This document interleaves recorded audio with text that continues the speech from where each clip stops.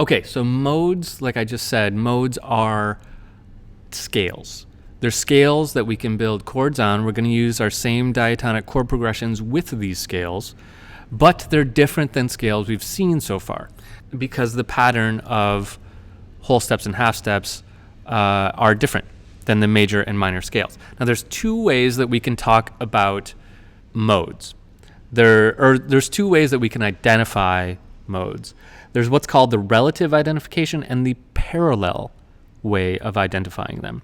And to kind of simplify that and to take that out of, kind of fancy terms, the parallel identification would be to relate it to their nearest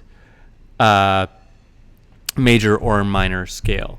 So, for example, I could say, here's a C major scale, and if I wanted to convert this to a C Lydian scale, what I would do is take a major scale because it's close, because the Lydian one is closest to a major scale, and I would alter it to fit the major scale. So I'm going to start with a major scale, and to make it Lydian, I'm going to raise the fourth scale degree.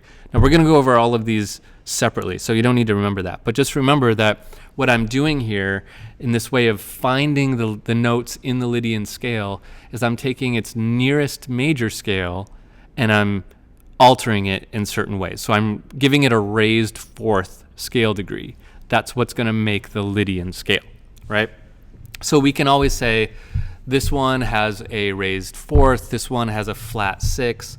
It's a major scale with a flat six, or it's a minor scale with a flat six. So that's what we call the parallel identification, taking its nearest major or minor scale and altering it to make the new mode.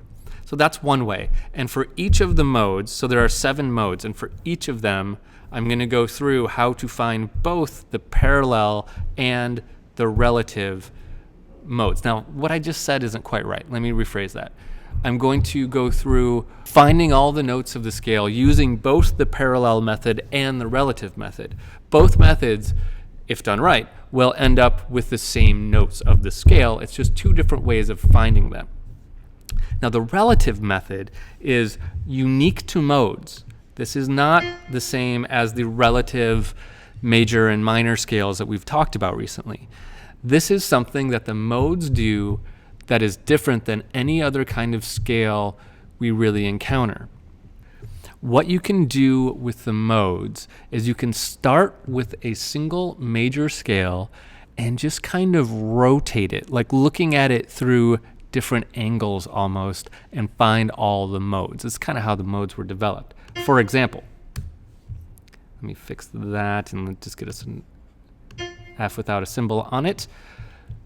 Okay, so for example, now remember, this is going to be complicated, but I'm going to go through this in more detail in a minute. So here we have a C major scale. Nothing funny about it, right? Not a mode. Well, technically, we'll talk about that in a minute. Just C major. If I, instead of thinking of this as from C to C, I thought about it as D to D. So let me add one note at the top, D. It's already there, so I just kind of reiterated this D. So ignore this C for a minute. In fact, let's just delete it.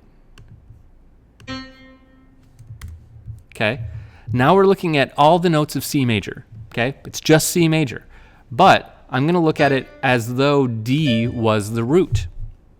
So I've just rotated the scale. Instead of it starting and ending on C, I'm going to start and end it on D. Still all the notes of C major. However, by doing that, I've made what's called a D-Dorian scale. That's a mode. So I just rotated C major so that I was looking at it from D to D, and now I've made a Dorian scale. That's a mode.